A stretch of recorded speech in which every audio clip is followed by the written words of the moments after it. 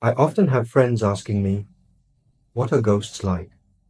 Actually, ghosts are just a pure form of gas, shapeless and floating around. Let me share a few situations I've encountered while helping people. You can judge for yourselves. It's not what I'm saying. The first time was in 2008. There was a customer who came to me at that time. I will call him Xiaozi. He tells me he has nightmares every night and I can't sleep well. He would dream about scary things, ghosts.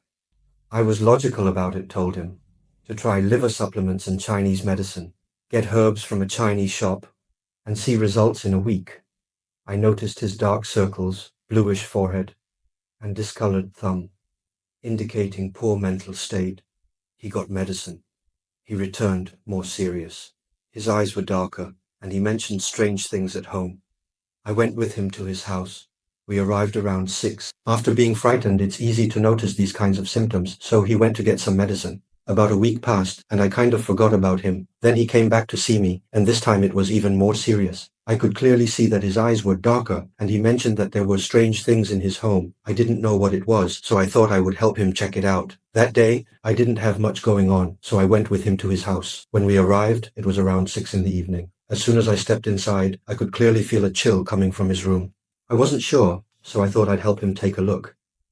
That day, I didn't have much going on, so I went with him to his house. When we got there, it was around 6 in the evening. As soon as I stepped inside, I could clearly feel a chill coming from his room. It was like a wave of cool air hit me right at the entrance. I was joking at the time, because it was August, and it was pretty hot. I said, "Did you forget to turn off the air conditioning?"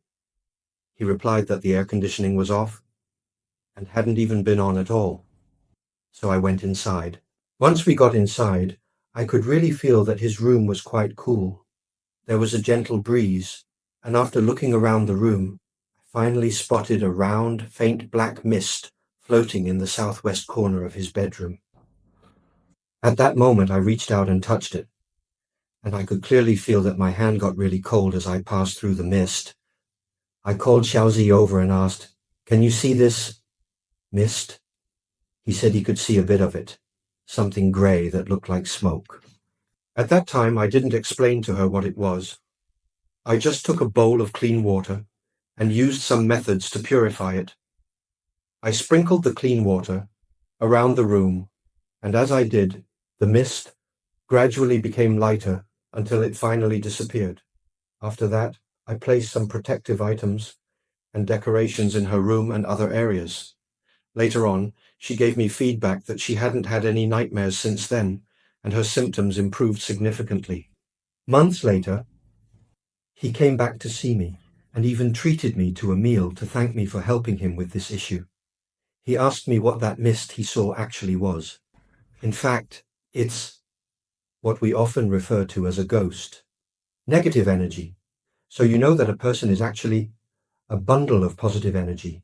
Healthy people have strong positive energy within them, but as they age, that positive energy gradually weakens. In the end, the negative energy increases while the positive energy weakens.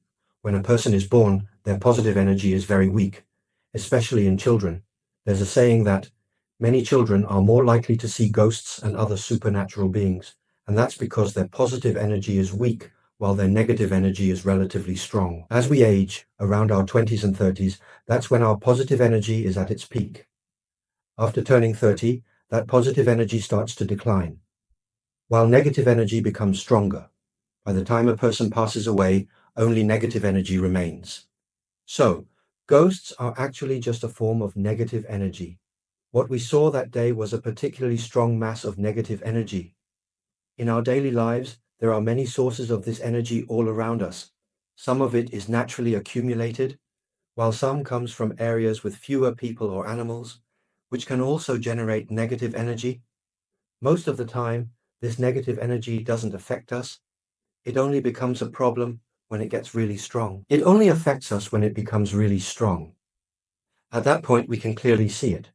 And if it gets even stronger, we might even see a human shape.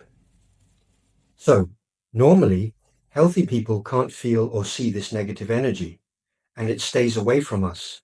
But when our bodies are weak, we can see and feel it. There's also the case when we encounter extremely strong negative energy, and in that situation, we need to avoid it.